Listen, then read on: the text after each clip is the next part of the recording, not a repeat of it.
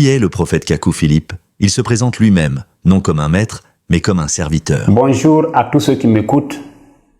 Je suis le prophète Kakou Philippe, esclave de Dieu. Moi, je suis Kakou Philippe, je ne suis pas Jésus. Que Dieu vous bénisse. Sa mission repose sur une loi divine fondamentale, la gratuité totale, selon le commandement de notre Seigneur Jésus-Christ. Retenez que tout le temps que je ferai au Zimbabwe, on ne fait pas d'offrande. L'ange de Dieu m'a dit de ne jamais accepter l'argent de quelqu'un, même un cadeau. Ce que j'ai toujours demandé, c'est l'amour. Ce n'est pas votre argent, mais votre amour, comme moi aussi je vous aime. Comme enseignement, le frère Philippe lance un appel au discernement, car toute guérison ne vient pas forcément de Dieu. Dieu guérit et le diable aussi guérit. Quand Dieu guérit, c'est pour sauver la personne. Donc, on peut être malade parce que c'est Dieu qui a permis pour qu'on vienne à lui. Donc, lorsque tu es guéri, tu dois comprendre que c'est Dieu qui te dit viens. Tu peux avoir une mauvaise vie et puis Dieu va permettre que tu puisses avoir le VIH. Donc, si Dieu te guérit, ce n'est pas pour que tu retournes dans les boîtes de nuit, mais tu dois venir suivre Dieu et rendre témoignage de la gloire de Dieu. Et retenez que si Dieu vous guérit, c'est pour suivre son chemin. La différence, l'objectif, est donc que la guérison de Dieu mène au salut et à un changement de vie, dans l'unique chemin, vérité et vie tracé par Dieu en notre temps. Et le prophète ajoute que celui qui a un don de guérison n'a pas besoin de piano et d'orchestre à ses services de guérison. Il explique également à l'auditoire que faire tomber ou faire trembler les gens, ce ne sont pas des miracles de Dieu, mais des scènes de séduction venant tout droit de Satan. Le prophète explique que pousser la tête de quelqu'un pour qui on prie, c'est un acte honteux venant de personnes qui n'ont aucun don de guérison.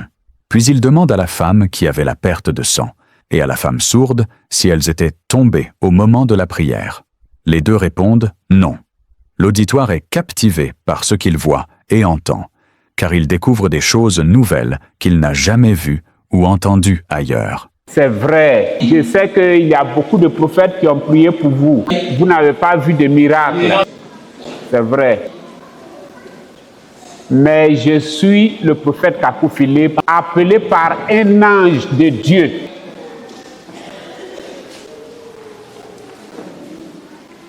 Et sachez que c'est différent. La femme qui avait la perte de sang, qui a été guérie, quand je la touchais, il n'y avait pas de piano qui jouait. Tu peux te tenir debout. Quand je t'ai touché, est-ce que tu es tombé? Non, je ne suis pas tombée. Celle qui a été guérie de l'oreille, elle peut se tenir debout? Quand je t'ai touché, est-ce que tu es tombé?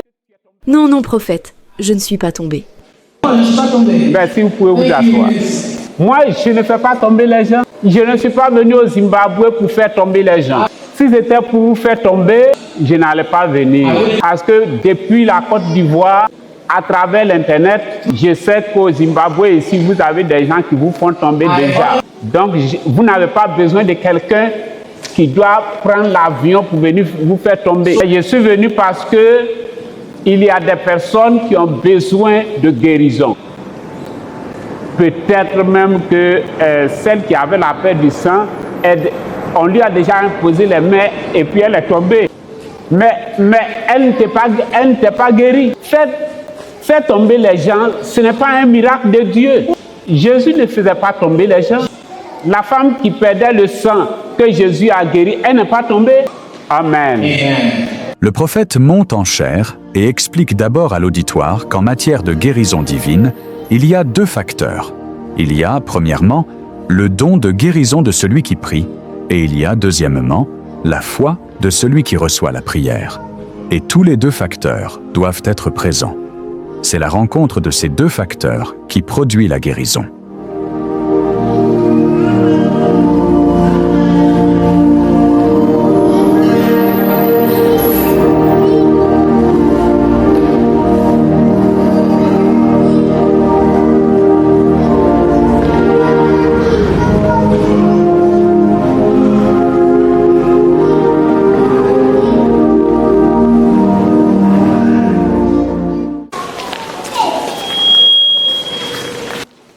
Je voudrais rapidement parler de quelque chose et ensuite passer à la prière. Je vais parler de la persévérance, qui est une vertu de la foi. En matière de guérison divine, il y a deux choses. Il y a le don de guérison de celui qui prie et il y a la foi de celui pour qui on prie.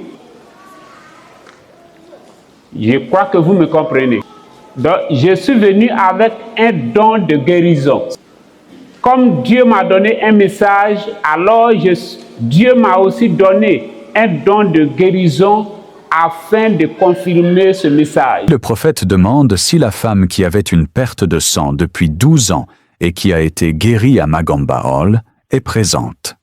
La femme lève la main dans l'auditoire et à la suite de la question du prophète, la femme confirme que depuis la prière du prophète, la perte de sang s'est arrêtée et n'est plus revenue. Le prophète a demandé que cette femme qui avait la perte de sang confirme sa guérison devant l'auditoire afin que l'auditoire sache que, lorsque lui, le prophète Kakou Philippe, prie pour un malade, la guérison qui vient demeure pour toujours, à moins que cette personne retourne à ses péchés. Puis, prenant l'exemple de cette femme à la perte de sang depuis 12 ans, et guérie à Magamba Hall, et aussi l'exemple de celle à la perte de sang depuis 12 ans et guérie dans la Bible, le prophète donne une courte exhortation sur la persévérance, qui est une vertu absolue de la foi. Pourquoi je parle de persévérance? Tout à l'heure, je vous ai dit que j'ai un don de guérison. Avant de venir ici, j'ai été à Magamba Hall et j'ai prié pour des personnes là-bas. Et il y a un témoignage qui a touché mon cœur. Il y a une femme qui a rendu un témoignage là-bas qu'elle avait une perte de sang durant 12 ans. Si elle est là, elle peut lever la main.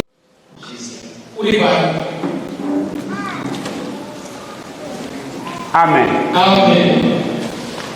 Et lorsque j'étais touché, la perte de sang s'est arrêtée. Est-ce que c'est ça? Oui, c'est vrai. Alors, elle avait une perte de sang durant 12 ans. Est-ce que c'est ça? Oui, c'est vrai. Et quand j'étais touché, la perte de sang s'est arrêtée. Ça s'est arrêté. Amen. Et durant les 12 ans, tu as pris beaucoup de médicaments, les gens ont prié pour toi, mais ce n'est pas arrêté. C'est vrai, cela ne s'était pas arrêté. Maintenant, vous allez dire que je n'ai pas un don de guérison ou j'ai un don. Merci, tu peux t'asseoir. Dans la Bible, il y a une femme qui avait une perte de sang durant 12 ans. Mais quand elle est venue au service de guérison, elle ne pouvait pas atteindre Jésus. Les gens la repoussaient. Mais est-ce qu'elle a dit que comme c'est ainsi, je m'en vais à la maison? Peut-être qu'elle a essayé de voir l'apôtre Pierre. L'apôtre Pierre lui a dit non. Personne ne voulait l'aider. Alors elle-même, elle s'est décidée, elle a persévéré. La femme qui a retrouvé l'audition est aussi présente et confirme sa guérison devant l'auditoire. Il y a une femme pour qui j'ai prié et qui n'entendait pas d'une oreille et aussi l'oreille s'est débouchée. Elle est là, elle peut lever la main. Amen. Tu n'entendais pas de l'oreille, ça faisait 2 ans, c'est ça? Ça fait 2 ans. Bien. Maintenant, quand j'ai prié pour toi, tu n'as pas entendu en même temps. Now when I prayed for you, you not start hearing on the spot. No. ce n'est pas en même temps que j'ai commencé à entendre. Quand j'ai prié pour toi, alors tu vérifiais jusqu'à ce que tu arrives à la maison. Oui, je vérifiais à chaque fois. Yes, I was checking. Oui, j'étais en train de vérifier. Et tu as vérifié jusqu'à ce que le sommeil te prenne. Oui, pendant même que je vérifiais, je n'entendais toujours pas. Et c'est à quel moment elle a entendu? Je me suis réveillée à minuit pour vérifier encore.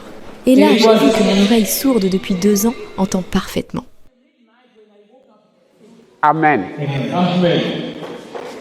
Qu'est-ce que c'est? C'est la persévérance. Nous comprenons donc que cette foi au miracle doit être persévérante, car la guérison n'est pas toujours instantanée. Si tu es venu pour être guéri, tu vas dire que ce prophète-là, s'il prie pour moi, je serai guéri. Ce qu'elle vient de dire tout à l'heure, cela s'est passé beaucoup de fois. Il y a des gens pour qui on prie et les personnes sont guéries en même temps. Et il y a des personnes pour qui on prie et qui sont guéries en sortant. Et il y a des gens pour qui je prie et qui sont guéris le lendemain. Pourquoi? C'est parce que Dieu te dit de croire. Mais si tu ne crois pas, la guérison ne peut pas venir. Je vais vous dire quelque chose. Je m'adresse à ceux qui sont sur les fauteuils roulants, ceux qui ont les béquilles, ceux qui sont aveugles. Je m'adresse à vous tous. Dieu n'est pas notre camarade. La persévérance dont je parle, est-ce que vous comprenez ce que ça veut dire?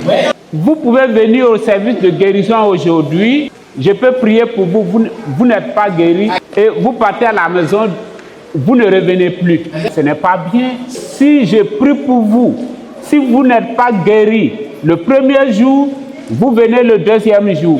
Si vous n'êtes pas guéri le deuxième jour, vous venez le troisième jour. Si vous n'êtes pas guéri le troisième jour, vous venez le quatrième jour. Vous venez jusqu'à ce que vous soyez guéri. C'est la persévérance. Ne faites pas votre calcul. Ce n'est pas à vous de choisir la manière et le jour et comment Dieu doit vous guérir. Amen. Amen. Quand je prie pour les gens, et puis les gens, les aveugles voient, les paralytiques marchent et tout cela, Dieu est tout puissant, mais il est tout puissant dans la sainteté. Je sais que si je vous touche, vous serez guéri. Mais pourquoi je suis en train de parler beaucoup? C'est parce que vous allez dire, le prophète m'a touché, je suis guéri. Mais tu es guéri pourquoi?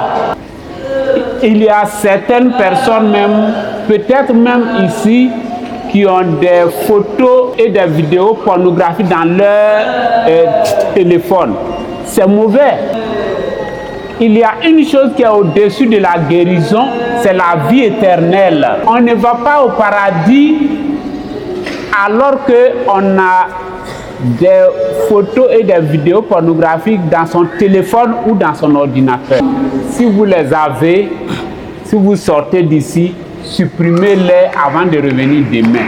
Vous avez des maladies, des esprits, des problèmes. Vous ne pouvez pas inviter Dieu chez vous pour vous apporter la guérison alors que votre maison est sale. Maintenant, pour empêcher que vous sortez les téléphones et tout, vous devez arrêter dans votre cœur que si vous sortez d'ici, alors vous allez faire cela.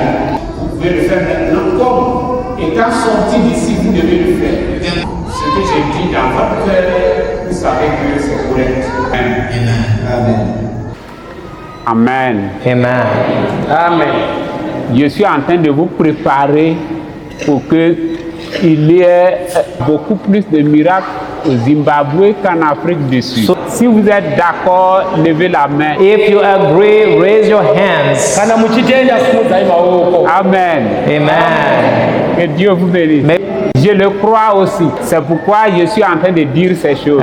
Nous comprenons donc que notre foi doit s'accompagner d'actes concrets qui sont la sainteté, mais aussi le pardon. Alors, je veux interpeller tous ceux qui sont ici. Dieu nous a créés, nous agissons mal, mais Dieu nous aime. Alors, s'il y a une personne assise ici et que quelqu'un t'a fait quelque chose, t'a fait mal, et que dans ton cœur tu as dit ça, je ne pardonnerai jamais, tu baisses ta tête et tu dis, Dieu, moi-même je suis un pécheur, mais tu m'aimes. Je prends l'engagement à cet instant même de pardonner à tous ceux qui m'ont fait du mal. Et quand la réunion va finir, que vous allez sortir d'ici, avant que la nuit tombe et que vous dormez, avant que vous dormez, vous prenez votre téléphone, vous appelez cette personne et vous dites, je t'appelle aujourd'hui pour te saluer. Tout ce qui s'est passé entre nous, je pardonne, je laisse tout, je te demande même pardon de ce que j'avais mis cela dans mon cœur et tout est fini, il n'y a plus de problème. Votre guérison peut commencer à l'instant. Le prophète crie, « En sortant d'ici, supprimez les photos et vidéos pornographiques de vos téléphones et ordinateurs. En sortant d'ici, téléphonez et saluez vos ennemis et les personnes qui vous ont fait du mal et à qui vous avez résolu de ne jamais pardonner. » Le prophète crie, « À présent, ne soyez pas des spectateurs. Durant tout le service de guérison, priez et suppliez Dieu dans vos cœurs. Dites, « Seigneur Jésus, je suis un pécheur, mais pitié de moi. Souviens-toi de moi aussi pendant que tu guéris les autres. »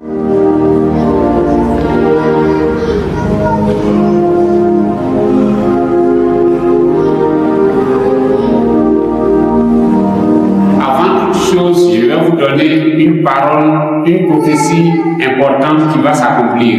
En 2002, je n'avais pas un fidèle quand l'ange m'a dit que ton message ira dans le monde entier et les Blancs viendront vers toi. Et avant que je sorte de mon pays, des Blancs sont venus vers moi pour la bénédiction, pour la consécration, pour la prière. Et la prophétie, c'est que, à cause des miracles qui auront lieu par ma prière, vous verrez à la télé, sur Internet et autres, qu'un jour, ce sera dans des grands stades que je vais prier les malades. Vous avez une idée de qui je suis, du prophète Kakou Philippe. Mais cette idée peut être fausse. Alors que je viens vers vous, ne craignez pas, n'ayez pas peur, venez vers moi. C'est dans la paix que je viens vers vous.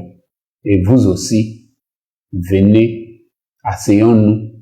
Et alors, je vous expliquerai mon message moi-même.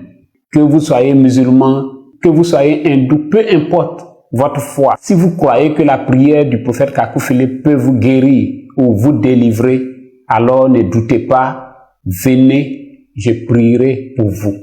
Et vous verrez le Dieu Tout-Puissant qui m'a donné ce message, confirmer ce message.